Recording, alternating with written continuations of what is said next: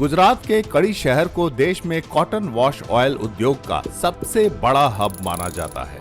Ginning unit से लेके तेल के मिल और बड़ी बड़ी रिफाइनरीज सभी कड़ी में है। कड़ी में लगभग 600 मिलर हैं जो कपास के बीज से वॉश ऑयल और अन्य उत्पाद तैयार करते हैं।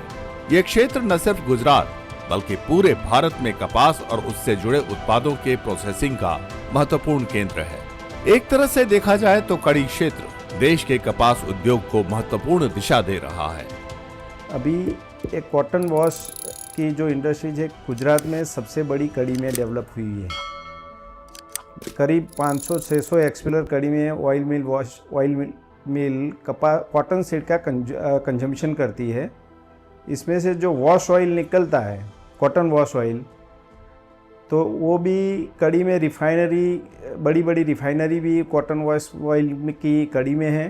कड़ी में जो कपास फार्मर लेके इधर आता है उसका जिनिंग होके सॉफ्ट कॉटन अलग निकलता है और कपासिया उसका अलग पड़ता है। वो इंडस्ट्रीज भी कड़ी में है, काफ़ी इंडस्ट्रीज है।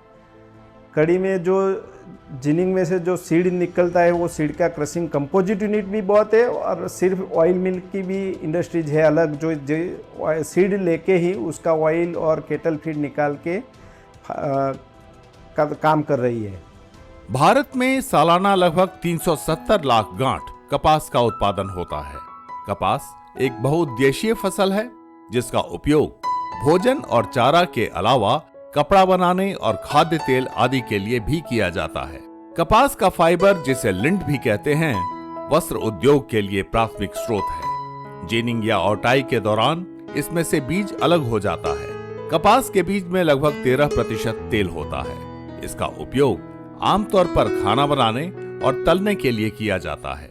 अंत में बचता है खली, जिसमें लगभग 85% बीज होता है और वो प्रमुख रूप से चारा के लिए इस्तेमाल होता है। तो कपास न केवल भारतीय कपड़ा उद्योग बल्कि पशुपालन के क्षेत्र में भी महत्वपूर्ण भूमिका निभा रहा है। कॉटन वॉश ऑयल ऐसे कपास जो फार्मर का कपास आता है, इसमें से एक फर्स्ट स्टेज पे जिनिंग का प्रोसेस है। जिनिंग में कपास में से सॉफ्ट कॉटन जो अलग पड़ता है और सीड अलग पड़ता है। सीड अलग पड़ता है। सॉफ्ट कॉटन तो मालूम है आपको, जो यान बनने में चला जाता है, एक्सपोर्ट भी उसका भी अच्छा है। और सीड है वो ऑयल मिल है, कंजम्पशन का ऑयल मिल है, जो छोटी छोटी इंडस्ट्रीज है, बड़ी भी है, वो क्रशिंग करते हैं। इसमें से ऑयल परसेंट अलग निकलता है, ऑयल अलग निकलता है और उसमें से जो खल निकलता है वो केटल फीड में जाता है। केटल फीड का भी बहुत बड़ा मार्केट है। कपास के इन बहुआयामी जरूरतों को देखते हुए किसान भाइयों बहनों को भी खुद को सिर्फ कपास की खेती तक सीमित नहीं रखना चाहिए। किसान अपनी उपज को सीधे न बेचकर कपास से और भी कई उत्पाद बना सकते हैं और कई दूसरे क्षेत्र में भी महत्वपूर्ण योगदान दे सकते हैं। इस तरह से वो अतिरिक्त मुनाफा कमा सकते हैं और अपनी आमदनी को बढ़ा सकते हैं। कॉटन लगाने से बहुत सारे फायदे हैं। कॉटन लगाने के बहुत सारे फायदे में अगर बात करें तो हम फार्मर ऐसा ही सोचते हैं कि भाई हमने कॉटन लगाया, फिर उसको सीधा पिकिंग किया और सीधा मार्केट में बेच दिया। लेकिन अगर आप उसमें थोड़ा सा अपने हिसाब से कुछ अलग करके, लाइक एज आप सभी फार्मर्स इकट्ठे होके अगर आप कोई कॉटन की मिलिंग बनाओ, मतलब कि उसमें से तेल निकालो आप, तो अभी कॉटन का तेल भी बाजार में बिक रहा है। आप कॉटन जो अगर बोते हैं आप, तो कॉटन का आप एक जिनिंग मिल भी आप बना सकते हो। तो वहाँ से क्या होगा कि आपका कॉटन का सीड अलग होगा और जो वो कॉटन के रेसे हैं वो भी आप अलग से, मतलब कपड़े के जो कपड़े बन रहे हैं वो सारी पूरी इंडस्ट्रीज में आप वो अलग से बेच सकते हैं। सीड आप अलग से बेच सकते हैं और जो सीड में से ऑयल निकालने के बाद जो केक बचता है वो केक को आप एज अ फूड नहीं बोलेंगे हम, एज अ फीड, जो केटल फीड है उसमें भी आप यूज़ कर सकते हो। केटल फीड के अलावा आप उसको फर्टिलाइजर में भी यूज़ कर सकते हैं। वायदा बाजार एक ऐसा माध्यम है जिससे किसान भविष्य की मूल्य जोखिम का प्रबंधन कर सकता है। National commodity and derivative exchange ने हाल ही में कॉटन वॉश ऑयल को लेकर वायदा कॉन्ट्रैक्ट लॉन्च किया है, जिससे किसानों को बाजार की अस्थिरता के जोखिम से बचने का अवसर मिलेगा। कॉटन कल्टीवेशन का फ्यूचर बहुत अच्छा है आगे जाके, क्योंकि बहुत सारी ऐसे प्लेटफॉर्म है जहां आप उसका सेल करके अच्छा सा मुनाफा ले सकते हैं।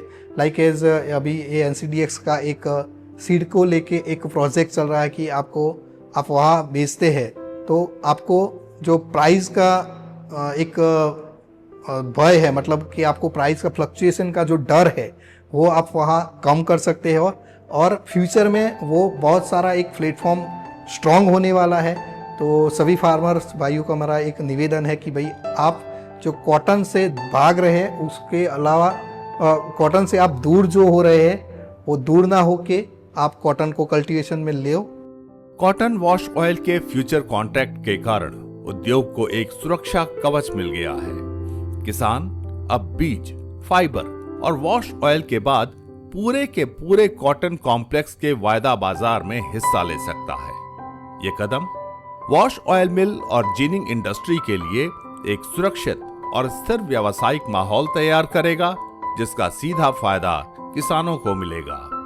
फ्यूचर NCDX का अच्छा चलेगा और उसके एक इंडस्ट्रीज भी सेफर साइड हो जाएगी, क्योंकि उसका माल जब सीड लेते हैं तो उसका कैलकुलेशन करके जो वॉश निकलना है वो फिजिकल डिमांड नहीं हो तो फ्यूचर में बेच के भी वो इंडस्ट्रीज चला सकते हैं। इसलिए कॉटन वॉश ऑयल मिल का वॉश का वो जो फ्यूचर चालू किया है वो इंडस्ट्रीज के लिए अच्छा है। प्राइस भी फ्लक्चुएट होगी तो कपास का प्राइस भी वॉश का वो ऑयल मिल वाले और जिनर्स सिक्योर हो जाएंगे तो कपास का भाव भी अच्छा मेंटेन होगा। वो भी फ्यूचर होगा तो होल्ड करने की कैपेसिटी भी इंडस्ट्रीज की बढ़ जाएगी। होल्ड करेंगे बाद में समझ लो ये वॉश ऑयल मिल हर सालों से हम देखते हैं तो समझ लो ये जून महीने के बाद वॉश ऑयल का भाव काफ़ी अच्छा रहता है तो होल्डिंग कैपेसिटी बढ़ेगी। ऐसे तो वॉश का भाव ऊंचा आएगा। जैसे वॉश बेसिकली तो कपास में से ही बनने वाली चीज़ है तो फार्मर का उसको कपास का भाव भी इस हिसाब से अच्छा मिलेगा, वो फार्मर को भी फायदा ही है। वर्तमान समय में कई अनिश्चितताएं हैं जो मूल्य जोखिम को न्योता देती हैं। चूंकि कपास एक महत्वपूर्ण नगदी फसल है, साल 2023-24 में जनवरी 2024 तक कपास निर्यात का मूल्य 5.3 बिलियन अमेरिकी डॉलर तक पहुंच गया। थोड़ी सी भी वैश्विक अस्थिरता इसके उद्योग को प्रभावित करती है, लेकिन हेजिंग के कारण किसान इस उतार चढ़ाव से बहुत हद तक सुरक्षित रह सकते हैं। कल क्या होने वाला है किसी को कुछ पता नहीं है, लेकिन एक प्लेटफॉर्म मिलता है कि कल शायद ये हो सकता है तो उसमें जिसने हेज किया होगा तो वो लॉस से बच गए। अगर किसी ने लॉस से बच गए, अगर किसी ने नहीं किया है तो वो लॉस सबको बेयर करना पड़ा है। फिर जाके क्या होता है क्या नहीं वो दूसरी बात है, लेकिन सभी जगह पे होता है। कोई भी व्यापारी होवे या कुछ भी होवे तो उसको ज़्यादातर प्रॉब्लम होता है कि भाई फंडिंग कहाँ से लाएगा क्या नहीं। तो अगर ये प्लेटफॉर्म पे अगर काम करते हो तो कोई भी बैंक होवे या कोई भी प्राइवेट कंपनियां होवे तो वो उसमें इजीली फंड दे सकती है। कपास की खेती किसानों के लिए कई मायनों में लाभकारी है। बीटी कॉटन और हाइब्रिड कॉटन भी ऐसे मुद्दे हैं जो कपास की खेती को नया आयाम दे रहे हैं। जरूरत है कि किसान पारंपरिक कृषि के तरीके से ऊपर उठकर कृषि व्यवसाय के अवसरों को भी समझे और खुद को सशक्त करे।